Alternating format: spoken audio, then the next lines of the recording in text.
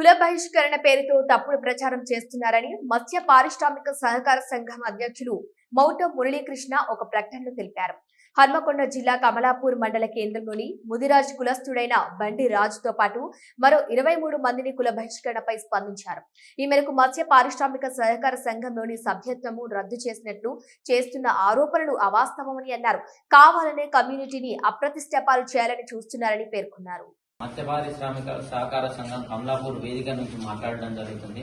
గతంలో గాని గత కార్యవర్గం గాని ఇప్పుడున్న కార్యవర్గం గాని ఏ ఒక్క సభ్యుడిని కులం నుంచి వెలివేయడం గాని పక్కకు పెట్టడం గాని చెయ్యలేదు. ఉగాది రోజు కూడా మొన్న జరిగిన ఉగాది రోజు కూడా ప్రతి సభ్యుడు తమ తమ పాళ్ళ చేపలను తీసుకొని పోవడం జరిగింది. కావాలనే ఇద్దరు వ్యక్తులు బండిరాజు సన్నాఫ్ బిషపతి, బండిరాజు సన్నాఫ్ మొయిలి వీళ్ళ అరాచకాలు భరించలేక కులమే ఇబ్బంది పడ్డది తప్ప వాళ్ళని ఏనాడు కులం ఏ రకంగా గానీ ఇబ్బంది పెట్టలేదు.